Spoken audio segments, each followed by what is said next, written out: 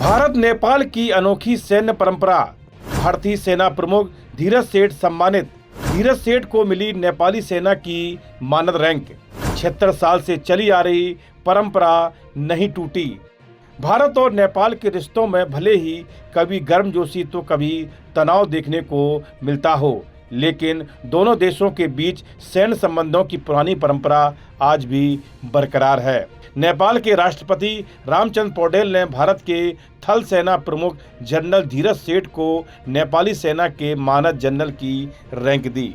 यह सम्मान काठमांडू के राष्ट्रपति भवन में आयोजित एक खास समारोह में दिया गया। यह सम्मान सिर्फ एक औपचारिक कार्यक्रम नहीं है, यह भारत और नेपाल की सेनाओं के बीच लंबे समय से चले आ रहे मजबूत रिश्तों और सैन्य भाईचारे का प्रतीक है। इस परंपरा के तहत भारत और नेपाल एक दूसरे के सेना प्रमुखों को अपने देश की सेना में मानद जनरल की रैंक देते हैं। यह दोनों सेनाओं के बीच आपसी विश्वास, सम्मान और अच्छे संबंधों को दिखाता है।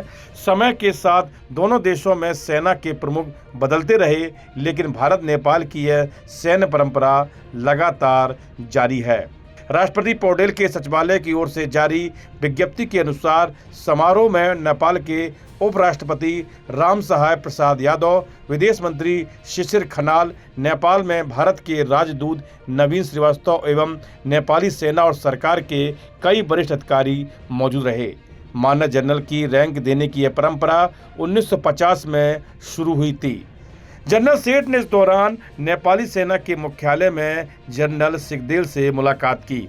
दोनों ने आपसी हित से जुड़े मुद्दों और भारत नेपाल के सैन्य संबंधों को और मजबूत करने के तरीकों पर विस्तार से चर्चा की।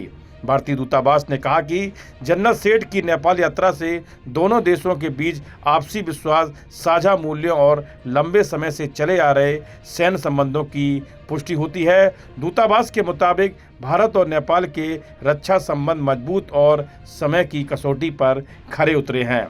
भारत और नेपाल के बीच यह परंपरा दोनों देशों की सेनाओं के बीच मजबूत रिश्तों और पुराने सैन्य सहयोग को भी दिखाती है। जनरल सेठ की नेपाल यात्रा के दौरान भारत और नेपाल के बीच रक्षा और सुरक्षा सहयोग को मजबूत करने पर जोर दिया गया।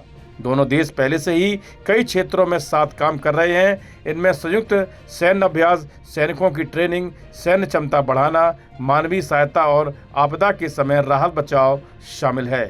इसके अलावा दोनों देशों की सेनाओं के बीच नियमित बातचीत भी होती रहती है। दरअसल नेपाल भारत के लिए एक महत्वपूर्ण पड़ोसी और रणनीतिक साझेदार है।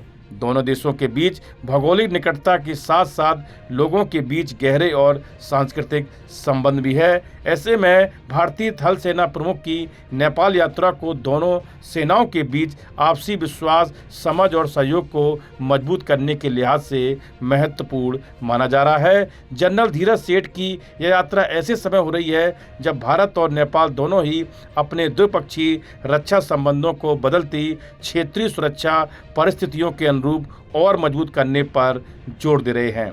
इस वीडियो में इतना ही। आप देखते रहिए GUP उत्तराखंड।